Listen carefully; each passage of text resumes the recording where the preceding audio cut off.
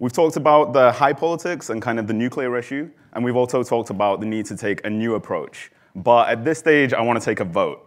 So put your hands up if you think that the approach should still be about focusing on nuclear weapons. You'd be pretty brave to put your hands up, to be honest. Who thinks the approach should be about a people-focused approach? All right, it's kind of close, so we're going to do a recount. No, I'm just kidding.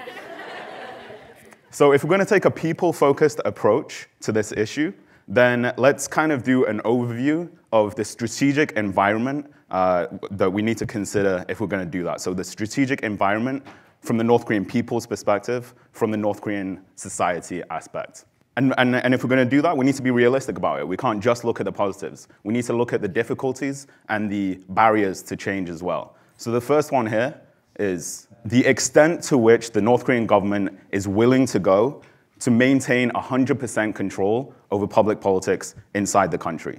The North Korean people understand that raising any kind of voice publicly against the government will lead to not only them disappearing from society, but likely their family being punished as well. This kind of zero tolerance and very high cost towards political dissent means that there is no known oppositional voice inside North Korea. So there's no equivalent, for instance, of an Aung San Suu Kyi, or an equivalent of Ai Weiwei or Liu Xiaobo. These people in other kind of authoritarian countries, yes, they may be put under house arrest, yes, they may be beat up every now and then, but it's possible to have an oppositional voice exist within the country that we know about, even from the outside. In North Korea, that's not possible. And this is a really serious barrier to change because it really increases the costs to the people's will being expressed, right? The people's voice being aired and ushering in more winds of change. So we have to be realistic about how significant this barrier to change is. The second thing that we need to consider is that North Korea is not just an authoritarian state. North Korea is one half of a divided peninsula. And the other half of that divided peninsula is a very successful, democratic South Korean state. That means that the whole of the elite in North Korea has a very vested interest in maintaining the broad structure that exists in North Korea. So we're talking about maybe the top 10% in North Korea, mostly in Pyongyang, maybe 1 to 2 million people. The reason why they're so vested in maintaining this state and consisting this power base under the regime leadership is because, unlike in other countries, if North Korea collapses politically, it could mean that all of them basically lose their jobs, their status, their power, the networks that they depend on. They may even lose their liberty. They may be locked up. They may even lose their lives. This is because if North Korea collapses, South Korea might take over, just wholesale. You might have a reunification from an absorption by the Seoul government. This is a really big factor that slows down change, that makes the ruling elite risk-averse and very invested in maintaining stability inside the country. However, it's worth noting that the top 10% may still have their interest in pushing for change within the system. They don't want to flip the system upside down, but within that top 10%, they probably still want to live more prosperous lives and more stable lives, and have a little bit less fear of arbitrary detention and those kind of things. So they're invested in the system, but they might want to change within the system. So that might lead to a more gradual change rather than a revolutionary change in North Korea. This would be a factor that we would have to consider when we think about those kind of pathways.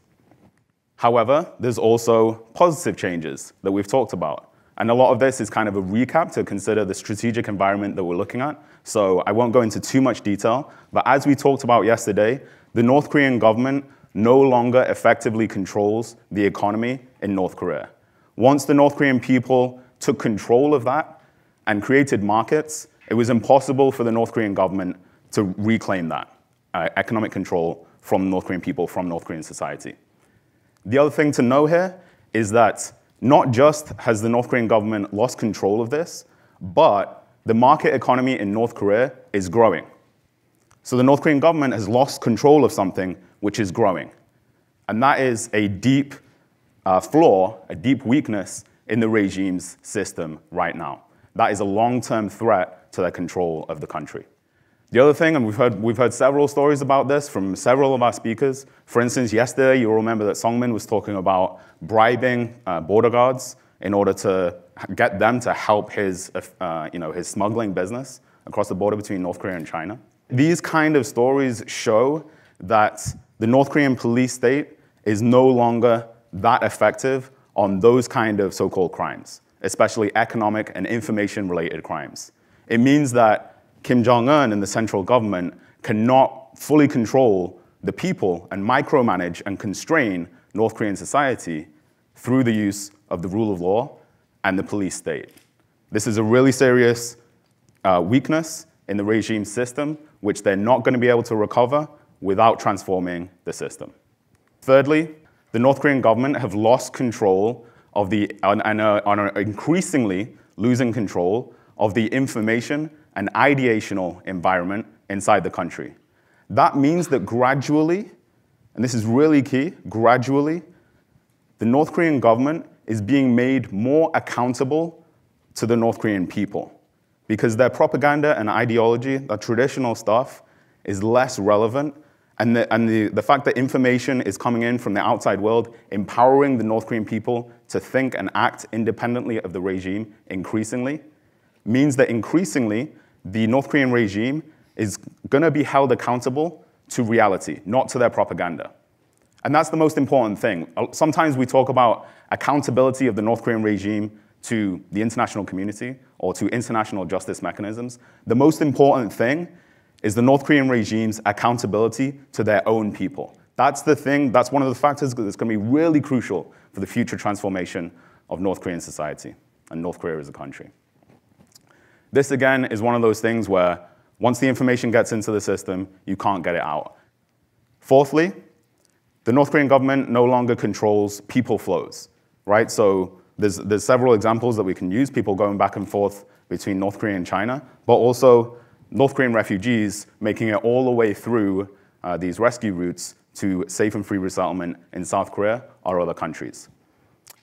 One way of understanding how important these people can act as agents of change is to do a little thought experiment. Let's get out of the Korean Peninsula framework and let's look at equivalent countries, right? So North Korea's per capita GDP is roughly on par with countries like Zambia and Benin, poor sub-Saharan African countries. South Korea's per capita GDP is roughly on par with New Zealand and Israel, or the average for the European Union. Imagine Zambia in the middle of the European Union, and then Zambia being in competition with the European Union, and then people jumping the fence between Zambia and the European Union. Not only do they jump the fence, but once they defect, once they leave the country, so many of them are finding ways to maintain contact with people back home. That contact is sending information back home, helping to undermine the North Korean regime's traditional propaganda, and the money that they're sending back home is massive. Imagine that discrepancy between Zambia and the European Union. There's a huge economic difference. So the money going back home feels huge to the North Korean communities that are receiving that. It's helping to empower the North Korean people by fueling the grassroots economy and accelerating those positive economic changes inside the country. So again, this is one of these trends which is not going to go away until the North Korean system itself goes through a transformation. These are some of the reasons why we think that change in the long term in North Korea is inevitable. But we're going to talk about a couple more as well. So these economic and information changes are combining to produce really significant social changes that in the long term, again, we do think will make the system unsustainable and will lead to a transformation of the country. The first one, as we talked about now, I think you'll all understand how important the North Korean millennial generation is for the future change in North Korea. Again, they grew up in a different economic reality and a different information reality. And one of the things to consider here is that right now, we could say they're maybe the age of like 18 to early 30s. But the thing is, so when we're talking about the market generation, in 10 years' time, these people are not 18 to 30 or 28 to 40. They're going to be 18 to early 40s. In 20 years' time, they're going to be 18 to early 50s even. This generation is only going to continue growing, only going to gain more political significance.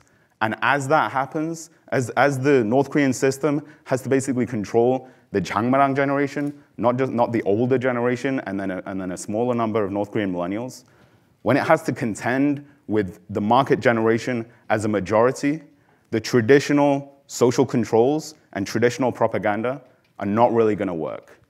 They're going to be increasingly ineffective and irrelevant.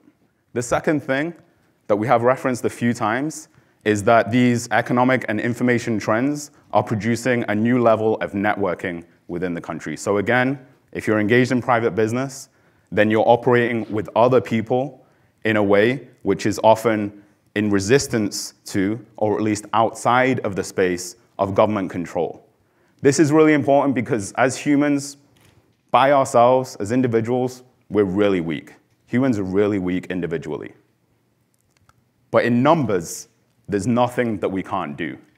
So collective empowerment is a really crucial thing for expressing the will of the people.